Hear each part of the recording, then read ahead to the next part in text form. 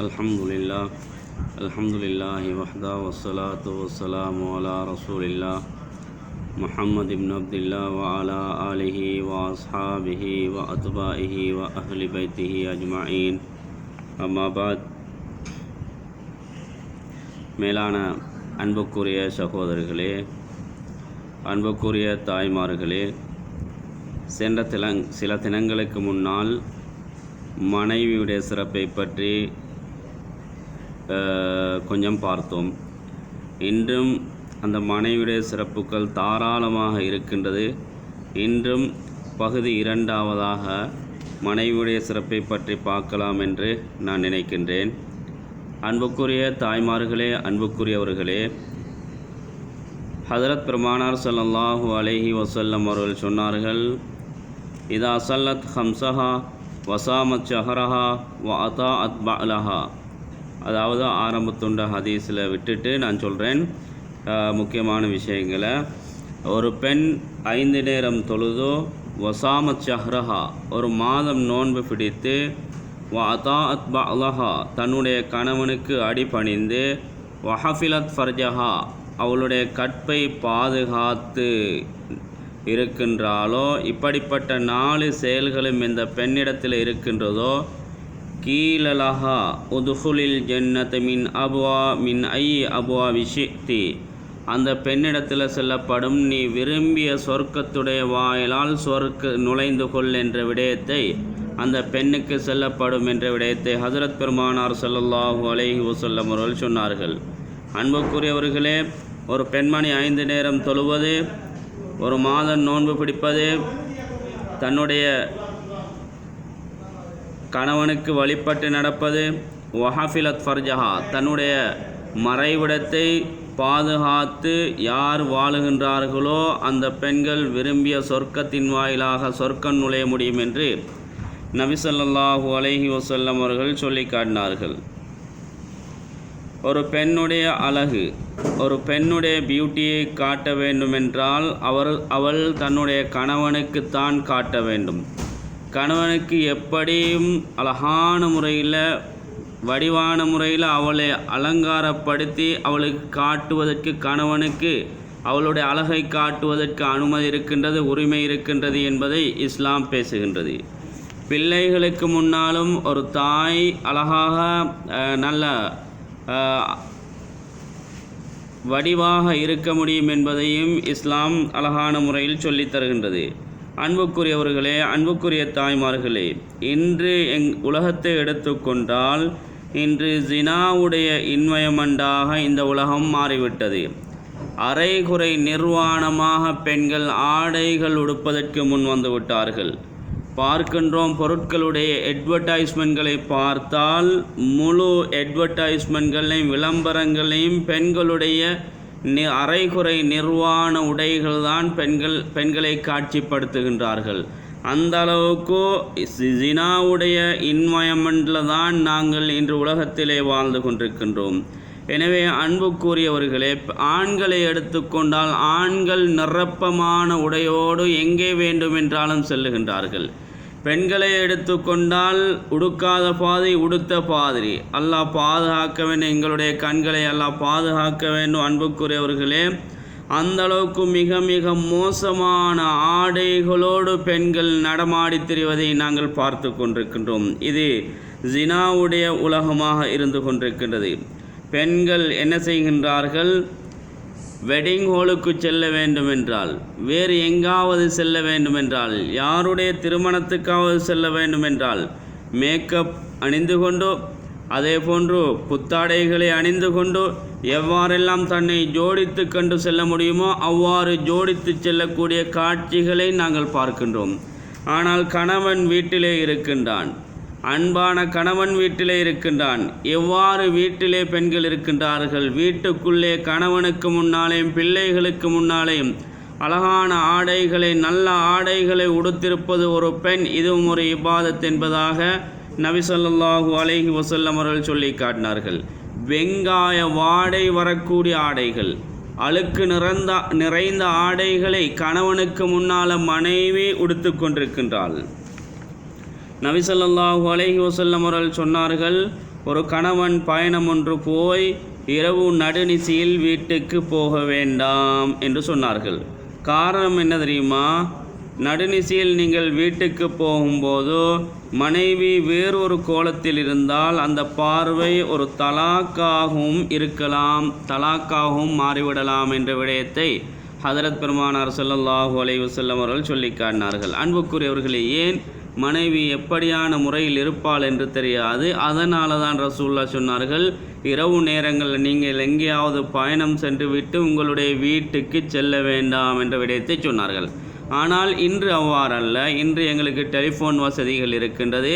நாங்கள் கொழும்பு போகின்றோம் அல்லது எங்கேயாவது சென்று நடுநிசையில் வீட்டுக்கு செல்ல வேண்டும் என்றால் பயணிக்கின்ற நேரத்தில் மனைவிக்கு ஒரு கோலை அழைப்பு எடுத்து சொல்லலாம், நான் இந்த வீட்டுக்கு வரப்போகின்றேன், நான் இந்த ரெடியாகிவிட்டேன் என்ற விடயத்தை அவளுக்கு அந்த பணிவிடையை சொல்வதற்கு எங்களுக்கு டெலிஃபோனுடைய வசதி இருக்கின்றது. அதனால் இப்போது யோசிக்க தேவையில்லை, திடீரென்று போகக்கூடாது. ஆனாலும் அன்புக்குரியவர்களே, தன்னுடைய மனைவிமார்களோடு எப்பொழுதும் நாங்கள் இரக்கமாக இருக்க வேண்டும். கணவனுக்கு அதே போன்று மனைவி என்ன செய்ய வேண்டும்? கணவனுக்கு தன்னுடைய பாசத்தை காட்ட வேண்டும், அதாவது அன்பை காட்ட வேண்டும், ரொமாண்டிக்கை காட்ட வேண்டும். மனைவிக்கு எவ்வாறெல்லாம் ரொமாண்டிக்கான முறையில் நடந்து கொள்ள முடியுமோ அவ்வாறு ரொமாண்டிக்கான முறையில் நடந்து கொள்ள முடியும்.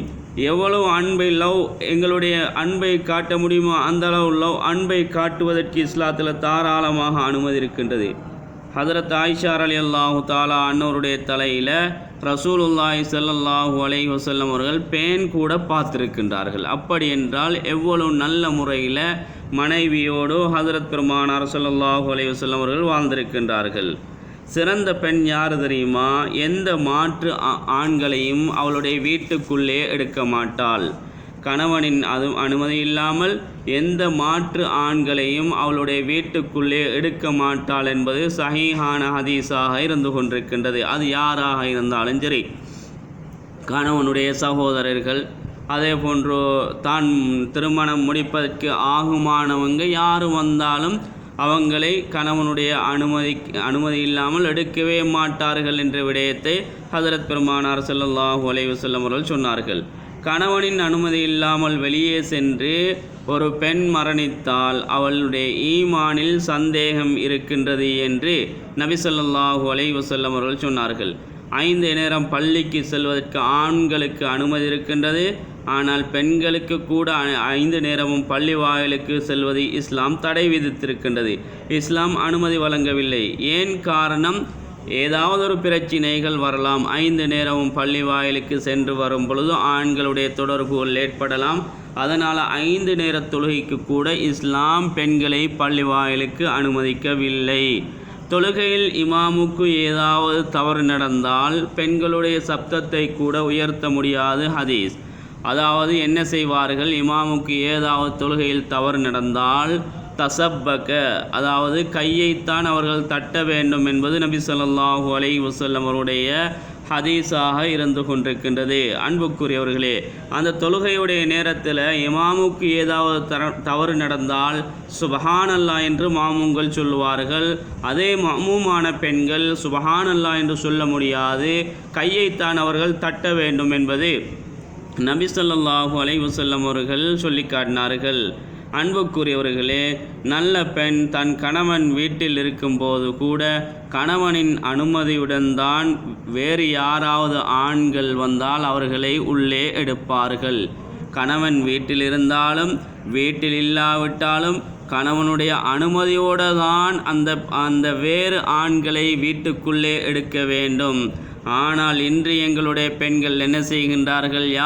யாராவது ஒருவர் வந்து விட்டால் எங்களுடைய வீட்டுக்கு கணவனுடைய அனுமதியும் தேவையில்லை, கணவன்கிட்ட கேட்கவும் தேவையில்லை. கணவன் இல்லாட்டியும் வாங்க வீட்டுக்குள்ளே வாங்க இருங்க, கூப்பிடாட்டி கோபித்து கொள்வார்கள் என்ற சிந்தனையில் அவர்களை உள்ளே எடுக்கின்றார்கள்.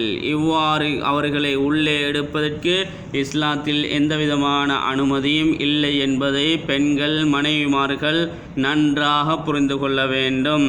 ஹதரத் பெருமானார் ஸல்லல்லாஹு அலைஹி வஸல்லம் அவர்கள் சொன்னார்கள், லைன் ஆமுரு அஹதன் ஐ அந்தச்சுதலி அஹதின் ல அமர்த்துஹு லிசௌஜிஹா, அதாவது ஒரு மனிதனுக்கு சுஜூது செய்ய வேண்டும் என்று நான் பணிக்கப்பட்டிருந்தால் கணவனுக்கு சுஜூது செய்யுமாறு நான் அவர்களை ஏவி இருப்பேன் என்ற விடயத்தை நபி ஸல்லல்லாஹு அலைஹி வஸல்லம் அவர்கள் சொல்லி காட்டினார்கள். இஸ்லாத்தில் மனிதனுக்கு சிரம் பணிவதற்கு அனுமதி இல்லை. முஸ்லீம்கள் எந்த மனிதனுக்கும் சிரம் பணிய முடியாது, அவனுடைய தலையை சாய்க்க முடியாது.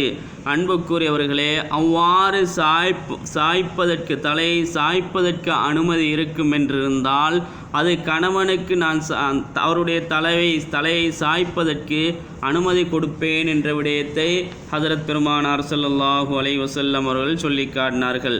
அந்த அளவுக்கு கண்ணியமானவன் தான் அவளுடைய கணவனாக இருந்து கொண்டிருக்கின்றான். எனவே கணவன் எப்படிப்பட்டவனாக இருந்தாலும் சரி, அது உங்களுடைய கணவன். படிப்பறிவுள்ளவனாக இருந்தாலும் படிப்பறிவில்லாதவனாக இருந்தாலும், ஏழையாக இருந்தாலும் பணக்காரனாக இருந்தாலும், ஆண்டியாக இருந்தாலும், அரசனாக இருந்தாலும், கூலி வேலை செய்யக்கூடியவனாக இருந்தாலும், நீங்கள் அவனை கணவன் என்று ஏற்றுக்கொண்டால் அவன்தான் உங்களுடைய கணவன். அடுத்தவன் உங்களுடைய கணவன் அல்ல. அடுத்த பெண்களுடைய கணவன் உங்களுடைய கணவன் அல்ல. நீங்கள் யாரை கரம் பிடித்தீர்களோ அவர்கள்தான் கணவன் என்பதை ஞாபகத்தில் நினைவில் வைத்து கொள்ளுங்கள். ஆனால் அன்புக்குரியவர்களே, கணவன் எவ்வளவு கஷ்டப்படுகின்றான். கணவன் மனைவி பிள்ளைகளுக்காக வேண்டி நாடு விட்டு நாடு சென்று எவ்வளவு கஷ்டப்படுகின்றான். ஆனால் பெண்களுடைய முகத்தில் ஒரு சிரிப்பை காண முடியாது. திருமணம் முடித்த புதிதில் திருமணம் முடித்து 1-2 வருடங்கள் திருமணம் முடிப்பதற்கு முன்னால் மாஷா அல்லாஹ் நல்ல சிரிப்பு நல்ல முறையில் காணலும். முகத்தில் எந்த நேரம் சிரிப்பு இருக்குது. திருமணம் முடித்து 1 நாள் 2 நாள் 1 மாதம் 2 மாதம் 1 வருஷம் 2 வருஷம் நல்லா சிரித்து கொஞ்சுவாங்க. ஆனால் சில வருடங்களுக்கு பின்னால் அன்புக்குரியவர்களே சிரிப்பை காணவே முடியாது. மனைவிட முகத்தில் பல நாட்கள் பல மாதங்கள் அடுப்பெரியாத, அதாவது நெருப்பெரியாத அடுப்பு மாதிரி அன்புக்குரியவர்களே முகம். அவளுடைய முகம் ஒரு விடியா மூஞ்சி மாதிரி தான் இருக்கும். எந்த நேரமும் கணவனோடு கடுகடுப்பாக இருந்து கொள்வாள். இவ்வாறு கணவனோடு விடியா மூஞ்சாக கடுகடுப்பாக இருப்பதை இஸ்லாம் ஒருபோதுமே ஆதரிக்கவில்லை. அடுத்த ஆண்களை கண்டால் சிரிப்புக்கு மேலான சிரிப்பு. அன்புக்குரியவர்களே, எவ்வளவுதான் சிரித்து கொட்டுவார்கள் அடுத்த ஆண்களோடு. ஆனால் தன்னுடைய கணவனை கண்டால், தன்னுடைய வீட்டுக்கு கணவன் வந்தால் சிரித்த முகத்தோடு கணவனை வரவேற்பதில்லை. சிரித்த முகத்தோடு வரவேற்று எங்கேயாவது கணவன் சென்று வருகின்றான், உங்களுடைய தேவைக்காக சென்று சம்பாதித்து வருகின்றான், கணவனை சிரித்து சந்தோஷப்படுத்தி வரவேற்று ஒரு தண்ணி கோப்பை கொடுப்பதற்கு கூட இன்று பெண்கள் அந்தளவுக்கு முன்வராத மனைவிமார்கள் தாராளமாக இருந்து கொண்டிருக்கின்றார்கள். அன்புக்குரியவர்களே, திருமணத்துக்கு முன் லவ் பண்ணும் போது அழகுக்கு மேல் அழகு, பல வருடங்களுக்கு மேல் உடுப்பு எந்த அளவுக்கு என்றால் அடசீலையை போல. திருமணம் முடிப்பதற்கு முன்னால் எவ்வளவு தன்னுடைய பாசங்களை கொட்டுகின்றார்கள். தன்னுடைய அதாவது காதலிக்கின்ற பருவத்தில் எவ்வளவு அன்பை கொட்டுகின்றால் அந்த காதலிப்பதற்கு முன்னால் மனைவியாக வருவாளோ இல்லையோ தெரியாது, கணவனாக வருவானோ இல்லையோ தெரியாது. அன்புக்குரியவர்களே, அதற்கு முன்னால் எவ்வளவு அன்பை கொட்டுகின்றார்கள். இப்படியான அன்பை கொட்டக்கூடியவர்கள் திருமணத்துக்கு பின்னாலே எங்கே அன்பு? திருமணத்துக்கு பின்னாலே எங்கே உங்களுடைய லவ்? திருமணத்துக்கு பின்னாலே உங்களுடைய எங்கே பாசம்?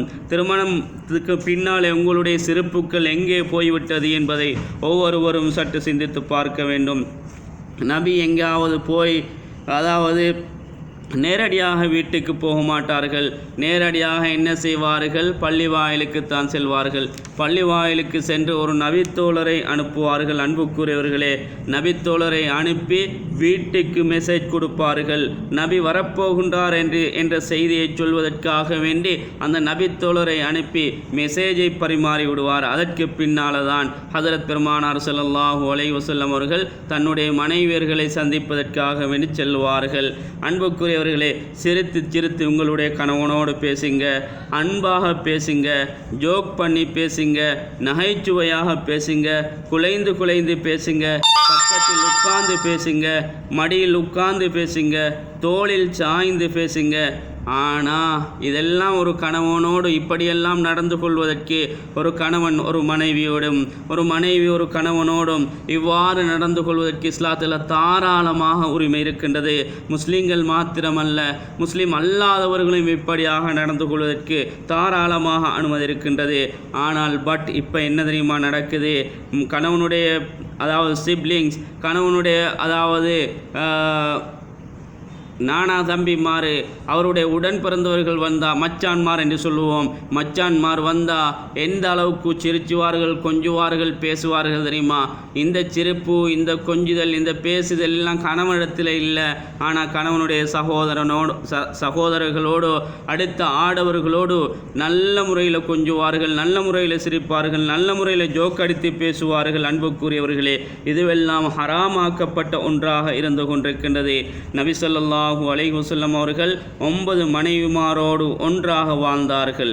ஒரு ஈத்தம்பழம் அல்லது 2 ஈத்தம்பழம் தான் இருக்கும். எந்த விதமான சுகபோகமான கம்ஃபர்டபுள் லைஃபும் இல்லை, பணம் இல்லை, சொத்து செல்வம் இல்லை. ஆனாலும் அன்புக்குரியவர்களே, ஒரு பிணக்குமே மனைவிக்கும் அந்த ரசூலுல்லாவுக்கும் மத்தியில் ஏற்படவே இல்லை. ஒரு முறை ஆயிஷா ரலியல்லாஹு தஆலா அன்னவர்கள் சொன்னார்கள், 3 மாதம் எங்களுடைய வீட்டில் அடுப்பெரியல்ல என்ற விடயத்தை ஹஸரத் பெருமானார் ஆயிஷா ரலியல்லாஹு தஆலா அன்னவர்கள் சொன்னார்கள். ஒரு நாள் அல்ல, 2 நாள் அல்ல, 3 நாள் அல்ல, ஒரு நேரம் அல்ல, 2 நேரம் அல்ல, 3 நேரம் அல்ல. அன்புக்குரிய தாய்மார்களே, 3 மாதம் எங்களுடைய வீட்டில் அடுப்பெரியல்ல, சாப்பாடு சமைக்கல்ல, எந்த விதமான உணவுகளும் இல்லை என்ற விடயத்தை ஆயிஷா ரலியல்லாஹு தஆலா அன்னவர்கள் சொன்னார்கள். ஆனால் எங்களுடைய மனைவிமார்கள் எப்படி இருப்பார்கள் தெரியுமா? டாட்டா பாய் பாய் என்று சொல்லிவிட்டு சென்று விடுவாள். அன்புக்குரியவர்களே, நான் எங்களோட உம்மா அப்பாவோட வீட்டுக்கு போகிறேன், உங்களோட இருக்க முடியாது. ஒரு நேரம் 2 நேரம் அல்ல, 3 மாதம் அடுப்பெறிவதை காணல. ஆனால் ஆயிஷா ரலியல்லாஹு தஆலா அன்னவர்கள் தன்னுடைய தந்தையுடைய வீட்டுக்கு, தன்னுடைய தாயுடைய வீட்டுக்கு சென்றார்களா? இல்லை சகோதரிகளே, இதுதான் முன்மாதிரியான ஒரு வாழ்க்கையாக இருந்து கொண்டிருக்கின்றது. ஒரு நேரம் சாப்பாடு சமைப்பதற்கு பொருட்கள் வாங்கி கொடுக்கவில்லையா? அல்லது ஒரு நாள் சாப்பாடு சமைப்பதற்கு பொருட்கள் வாங்கி கொடுக்கவில்லையா? 2வது நாள் பாப்பால், 3வது நாள் பாப்பால், மனைவி சரி வரல, இவனோட வாழ இயலாது, நாம் எந்த உம்மா அப்பாவோட போய் சேர்ந்துருவோம் என்று அவர்கள் போய் சேர்ந்து விடுவார்கள். இது முறையல்ல அன்புக்குரியவர்களே. ஆனாலும் கணவன் ஒரு சோம்பேறியாக இருக்கவும் முடியாது என்பதையும் இஸ்லாம் சொல்லுகின்றது. மனைவி கணவனை பிள்ளைகளுக்கு முன்னால் கண்ணியப்படுத்த வேண்டும். மகனுக்கு மத்தியில் கணவனை உயர்த்தி அதிகாரமிக்கவனாக பேச வேண்டும். Spouse should respect her husband. Husband should respect his wife in front of others. இன்று எல்லோரும் மனைவிக்கு பயம். அன்புக்குரியவர்களே, மனைவி என்றால் பயப்படுகின்றார்கள், மனைவி என்றால் யோசிக்கின்றார்கள். மனைவி கீறிய கோட்டை கடக்காமல் இருக்கின்றார்கள். அன்புக்குரியவர்களே, எந்த அளவுக்கு என்றால் ஹஸரத் பெருமானார் ஸல்லல்லாஹு அலைஹி வஸல்லம் அவர்கள் அதிகமான ஹதீஸ்களை சொல்லி தந்தார்கள். மனைவி யார் தெரியுமா? உங்களுக்கென்று உங்கள் நாமம், நீங்கள் மரணித்தாலும் பல வாரிசுகளை அவதரிக்க செய்தவள்தான் அந்த மனைவி. அதனால் உங்களுடைய மனைவி ஏதாவது தவறு செய்துவிட்டால் அவளை தண்டிக்காதீர்கள், அவளை கண்டபடி திட்டாதீர்கள், அவளை கண்டபடி ஏசாதீர்கள், அவளை கண்டபடி அடிக்காதீர்கள். இன்று அடிக்கக்கூடிய ஏராளமான கணவன்மார் இருக்கின்றார்கள், இன்று திட்டக்கூடிய ஏராளமான கணவன்மார் இருக்கின்றார்கள். இவை அனைத்தும் தடுக்கப்பட்ட ஒன்றாக இருந்து கொண்டிருக்கின்றது. இன்னும் ஒன்றை நான் மனைவிமார்கள் பெண்களுக்கு நான் சொல்லுகின்றேன். நரகில் அதிகமான பெண்கள் இருப்பதை ஹஸரத் பெருமானார் ஸல்லல்லாஹு அலைஹி வஸல்லம் அவர்கள் கண்டார்கள். அதற்கு விளக்கம் கேட்கும் பொழுது, ஏன் காரணம் என்று கேட்கும் பொழுதோ அவர்கள் சொன்ன பதில் என்ன தெரியுமா? துக்ஃபுர்னல் அஷீர, தன்னுடைய கணவனை கண்டதற்கெல்லாம் திட்டுவார்கள், திட்டி தீர்ப்பார்கள் என்ற விடயத்தை சொன்னார்கள். எனவே அன்புக்குரிய மனைவிமார்களே, அன்புக்குரிய பெண்களே, உங்களுக்காக வந்த கணவனை நீங்கள் திட்டாதீர்கள், உங்களுடைய கணவன்மாரை நீங்கள் ஏசாதீர்கள், உங்களுடைய கணவன்மாரை நீங்கள் சபிக்காதீர்கள். இது உங்களுக்கு நரகத்தை பெற்றுத்தரும் என்ற விடயத்தை ஹஸரத் பெருமானார் ஸல்லல்லாஹு அலைஹி வஸல்லம் அவர்கள் சொன்னார்கள். இன்னும் ஒன்றை சொன்னார்கள், எவ்வளவுதான் சம்பாதித்து கொடுத்தாலும் மூட்டைக்கு மேல் மூட்டையாக சம்பாதித்து வந்தாலும், பணத்துக்கு மேல் பணம் அடுக்கி வைத்தாலும், நகைக்கு மேல் நகை அடுக்கி வைத்தாலும் என்ன சொல்வாள் தெரியுமா? மா ரஅய்து மின்க அஹதன் கத்து, எந்த ஒன்றையுமே உங்களிடத்தில் நான் காணவில்லையே என்று சொல்லுவாள். ஒரே நாளில் மறந்து விடுவாள். அன்புக்குரியவர்களே, இதனால தான் பெண்கள் நரகத்தில் அதிகமாக இருக்கின்றார்கள் என்ற விடயத்தை ஹதரத் பெருமானார் ஸல்லல்லாஹு அலைஹி வஸல்லம் அவர்கள் சொன்னார்கள். இஸ்லாம் இருக்கின்றதே அன்புக்குரியவர்களே, இஸ்லாம் இல்லை என்றால் வழி தவறு விடுவீர்கள். இந்தியாவில் நடந்த ஒரு சம்பவத்தை நான் சொல்லுகின்றேன். இந்தியாவில் ஒரு பெண்மணி தஹஜ்ஜுடைய தொழுகை கூட மிஸ் பண்ணாத ஒரு பெண்மணி. அவருடைய கணவன் தாராளமாக பெரிய அளவில் சம்பாதிக்கக்கூடிய ஒருவன். அன்புக்குரியவர்களே, வெளி ஊரில் இருந்து அவன் சம்பாதிக்கின்றான். அவள் என்ன செய்கின்றார்? இல்லீகல் அஃபேர்ஸ், அதாவது முறையற்ற தொடர்புக்கு அடிமைப்பட்டு விடுகின்றாள். அன்புக்குரியவர்களே, வேண்டாத ஒருவனோடு சென்று அன்புக்குரியவர்களே கடைசியில் தற்கொலையிலே அந்த பெண்ணுடைய உயிர் பிரிகின்றது. தஹஜ்ஜத் மிஸ் பண்ணாத ஒரு பெண்மணி, இபாதத் நிறைந்த ஒரு பெண்மணி. அந்த பெண்மணி ஏதோ ஒருவனுடைய தொடர்பின் மூலமாக, இல்லீகல் அஃபேர்ஸின் மூலமாக ஆட்கொள்ளப்பட்டு விட்டு அவள் கடைசியிலே அவளுடைய உயிரை நீத்து விடுகின்றாள். அன்புக்குரியவர்களே, அன்புக்குரிய பெண்களே, very careful from other gentlemen. Please don't give your telephone number to anyone, even by mistake. They enough one missed call from you to ruin your better life.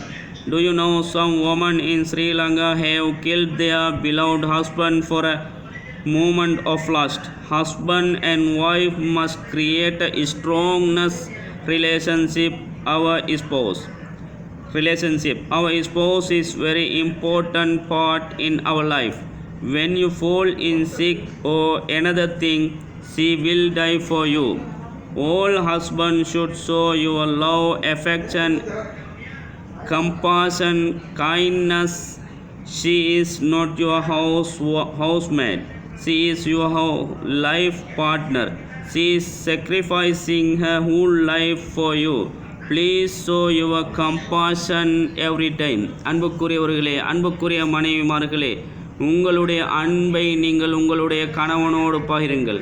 உங்களுடைய அழகை உங்களுடைய கணவனோடு பகிர்ந்து கொள்ளுங்கள். நீங்கள் எவ்வளோ அழகாக இருக்க முடியுமோ அவ்வளோ அழகையும் வீட்டுக்குள்ளே வைத்து கொள்ளுங்கள், வெளியே அல்ல என்று உங்களிடத்தில் கூறி நான் விடைபெறுகின்றேன். அஸ்ஸலாமு அலைக்கும் வரஹ்மத்துல்லாஹி வபரகாத்துஹு.